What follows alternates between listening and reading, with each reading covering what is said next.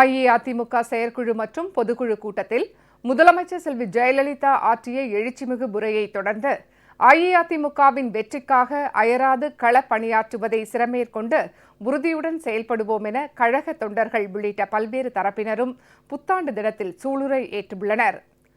வரும் தமிழக சட்டமன்ற தேர்தலில் அனைத்து தொகுதிகளிலும் அஇஅதிமுகவின் வெற்றிக்காக அயராது பாடுபடுவோம் என்றும் அவர்கள் உறுதிபட தெரிவித்துள்ளனர்.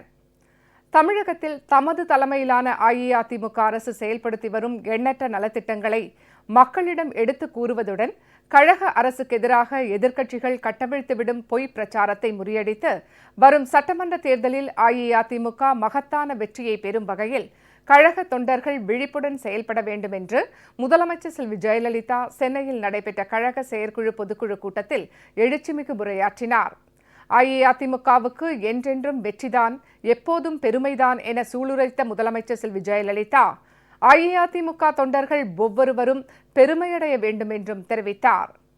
அனைத்து இந்திய அண்ணா திராவிட முன்னேற்ற கழக உறுப்பினர்கள், உடன்பிறப்புகள் ஒவ்வொருவரும் கழக வீரன் என்பதை சொல்ல வேண்டும், பெருமைப்பட வேண்டும்.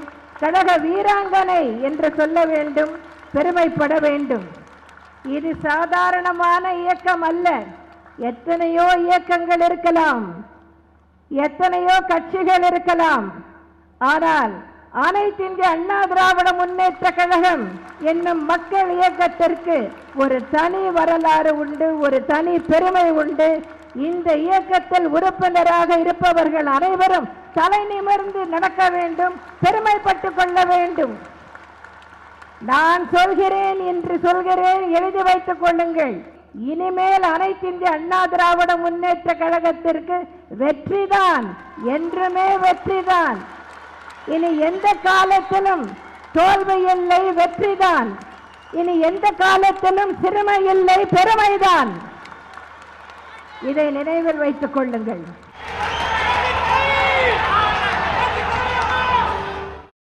முதலமைச்சர் செல்வி ஜெயலலிதாவின் இந்த எழுச்சிமிகு உரை அஇஅதிமுக தொண்டர்கள் மட்டுமல்லாமல் தமிழகம் முழுவதும் இளைஞர்கள் மற்றும் பொதுமக்களிடையே மகத்தான வரவேற்பையும் புதிய உத்வேகத்தையும் ஏற்படுத்தியுள்ளது.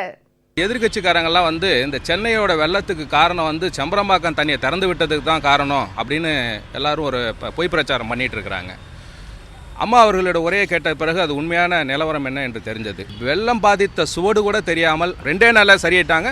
மற்ற பாதிக்கப்பட்ட எல்லா பகுதியும் ஒரே வாரத்தில் சரியாயிடுச்சு. இந்த உரை கட்சிக்காரர்கள் மத்தியில் மட்டுமல்ல, பொதுமக்கள் மத்தியில் மிகப்பெரிய ஒரு எழுச்சியை ஏற்படுத்தியிருக்கிறது. ஆகவே அம்மா அவர்கள்தான் நிரந்தர முதல்வர் என்பதை நான் இந்த தருணத்தில் சொல்லிக்கொள்ள விரும்புகிறேன். இந்த ஸ்கீம்ஸ், இந்த கவர்மெண்ட் எடுத்த இந்த மெஷர்ஸ் ஃபார் திஸ் ரீஹாபிலிட்டேஷனாக இருக்கட்டும், ரெஸ்கியூவாக இருக்கட்டும், ரிலீஃபாக இருக்கட்டும், everything is very convincing. Whatever we tend to believe in this, which came across, floating across in social media, அது நேற்று அந்த உரையை கேட்டதுக்கு அப்புறமா we got lot of clarity எப்படி இது பண்ணாங்கன்னு. ரெண்டாவது, இந்த all these 4 years Chennai was very peace. வர தேர்தலில் கண்டிப்பாக என்னோட இது I will vote for the AIADMK government. தேர்தலை மையமாக வைத்து அரசியல் செய்பவர்களுக்கு வெள்ளம் ஒரு தேர்தல் ஆதாயம் தேடக்கூடிய, ஒரு மலிவான விளம்பரம் தேடக்கூடிய ஒரு விஷயமாக இருக்கலாம். அம்மா அவர்களை பொறுத்தவரையில் அவர் அதை அப்படி பார்க்கவில்லை, அவர் அப்படி அதை அணுகவும் இல்லை. மக்கள் பாதிக்கப்பட்டிருக்கிறார்கள், அவர்களுக்கு என்ன செய்ய வேண்டும், இதில் தான் அவரது நோக்கம் சென்று கொண்டிருக்கிறது. தவிர எங்குமே அவர் அரசியலையோ தேர்தலையோ மனதில் கூட வைக்கவில்லை. 2016ஆம் ஆண்டு அன்று இல்லை, அது எப்பொழுது வந்தாலுமே அம்மா அவர்களுக்கு தான் எங்களது வாக்கு, எங்களது ஆதரவு அவருக்கு தான்.